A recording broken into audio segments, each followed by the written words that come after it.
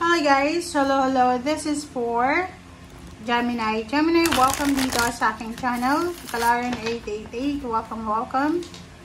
Alamin natin kung anong messages, vibration, gabay energy para sa lahat ng Gemini. This is general reading guys. Okay Gemini, so tingnan natin kung ano ang message na posibleng darating sa'yo. Okay? New Moon in Taurus, Gemini, know your worth. Okay, masyado ka bang nagsa-self-pity? Parang nakikita ko na medyo nagtatampo ka. Parang nakikita mo na masyado ka bang nagbibigay. Parang ganun. Leaving. Wow! So, yung two cards mo, Gemini, alam mo yung barahan tong dalawa, similar siya, same siya sa Libra. So, pwede mong panoorin yung Libra. And yung Libra, pwede din mapanood itong sa'yo na pwede makaresonate sila. So, New Moon in Taurus, this is about new beginnings. Parang sinasabi ng baraha sa'yo na kailangan mong alamin kung ano yung worth mo talaga sa buhay or dito sa mundo. Kumbaga, minsan pakiramdam natin sa pamilya, sa relationship, sa trabaho, na parang wala nang kwenta. Diba? Yung parang feeling mo, ano ba yung kwenta na nagtatrabaho, na may relationship, parang ganun. So, sinasabi ng baraha sa'yo dito, leaving. So, as much as possible, kung alam mong wala ng, like, sa relationship, yung relationship mo, na wala ka ng space sa relationship, like, yung relationship mo is wala ng kwenta, isipan mo na sa relationship na yan na walang kwenta, hindi ikaw yung problema. Okay? Sa trabaho, negosyo, sa kung ano pa man, na pakiramdam mo sobrang negative na, sobrang stressful na, sinasabi ng baraha dito na mag-escape ka na. Diba? Withdraw yourself from any negativities. Okay? Withdraw yourself from any dramas. Kasi minsan, masyadong madrama. Alam mo, sa panahon ngayon, sobrang sensitive eh. Like, marami akong nababasa ng mga post comments ng mga batang 90s. Ako din, 90s ako. And, maraming mga kabataan na parang sinasabi nila na pagod na sila. Maraming dyan sa social media, makikita mo na ang daming mga post or mga messages, comments na pagod na sila. Siguro hindi lang sanay yung new generation na yan sa kung ano yung talagang totoong buhay eh. Kasi 'di ba? Nung mga bata pa tayo, parang feeling natin hindi tayo lalaki, wala tayong responsibilidad kasi nakasandal lang sa magulang.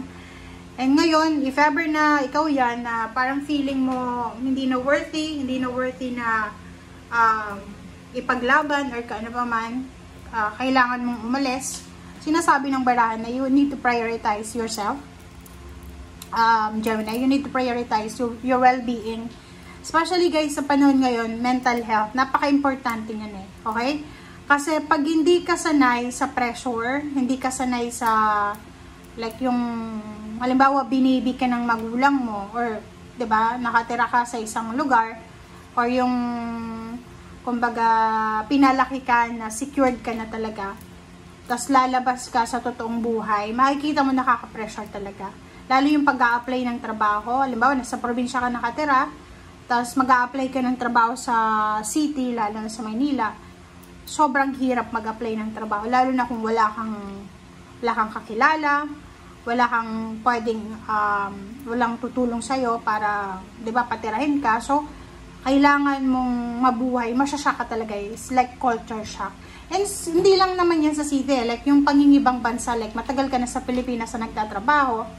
Tapos yung yung mga talagang OFW sila na kailangan nilang mag-rent ng kanilang bahay, kailangan nilang pumasok. Hindi yung hindi yung OFW na nakatira sa amo nila na libre lahat eh. Libre yung pagkain, libre yung tirahan, naka-aircon pa. Hindi yon. Medyo may stress lang yun because of homesickness. Pero mas stressful yung mga OFW na kailangan nilang mag-rent ng sarili nilang tirahan. Okay? Sariling tirahan and magbabayad ng bills, magbabayad ng taxes, magbabayad ng everyday expenditures nila. So, stressful yun. So, sinasabi ng bara sa'yo, ihanda mo, Gemini, yung sarili mo para sa kung ano man na stressful na yan na pwedeng mangyari. But, yun na nga sinasabi, know your worth, and huwag kang mag-i-stay sa isang sitwasyon or sa isang lugar na pakiramdam mo hindi na pwede para sa'yo or hindi ka na masaya. Ganun lang yun. And take care of your mental health. Yung health issues, yan yung pinaka-importante na kailangan natin i-settle. Diba? The Tower. Gemini, the Tower, 7 of Wands. Okay, 0, the Fool. Knight of Wands. And High Priestess. Sa ilalim mo dito is Page of Pentacles. So, maybe about money. Money, oo. Money nga to. Diba? Parang it's about contract. May mga Gemini dito na maybe you're waiting for renewal of contract. Diba? Sa trabaho. Maybe may mga Gemini dito na pagod na sila sa dating company na pinagtatrabaho nila. So, gusto nila ng changes. Contract about financial news. Kung nag-a-apply ka ng trabaho, about obligations, about family. So, parang nakikita ko sa'yo dito na kailangan mo, Gemini, ng patience. Okay? Dun sa mga Gemini na medyo nakakaramdam nga ng hopelessness or kasi the Tower yan parang feeling mo bumagsak yung foundation mo. Yung mga gusto mo sa buhay, hindi mo naaabot or naabot mo siya, nagkaroon ka nga ng trabaho pero 3 months lang, tapos na-lay off ka, na-terminate, parang gano'n. So, dito sa barahan mo, sinasabi na you need to stand up your ground. Tama ba? Ipaglaban mo, okay? Ipaglaban mo kung ano yung kaya mo, yung karapatan mo. And there's 0, the Fool. Sinasabi ng bara na hindi, yung mga experiences natin sa past natin, ay hindi yun, kumbaga, hindi nun maapektuhan kung ano yung present situation natin and at the same time, future. Kaya yung iba, di ba, pag halimbawa may mga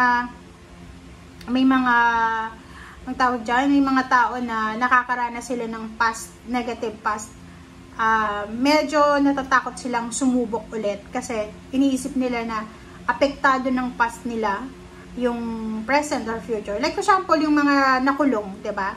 Pag may mga nakulong, itatagline na talaga sa kanila, yung tagline is ex-convict. Mahihirapan na silang magtrabaho.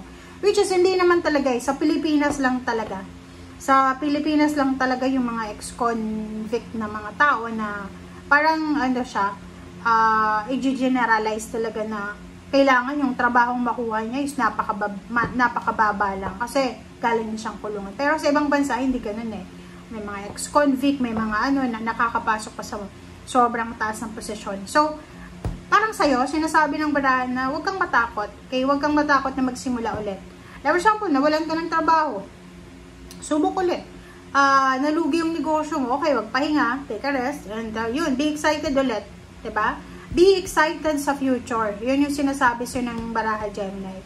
Huwag kang masyadong mag-focus sa kung ano yung sasabihin ng ibang tao, kung ano yung ganun-ganito, kasi wala naman silang may aambag sa'yo. Okay? Yung 2025, napakagandang year ito para sa akin kasi I learned so much. Sobrang ano siya, mix yung year na to, but I learned so much na hindi ka dapat magpapa-apekto sa mga sasabihin ng ibang tao. Okay? They have freedom talaga Lahat ng tao may freedom na makapagsalita. May freedom silang i-chismis yung lahat.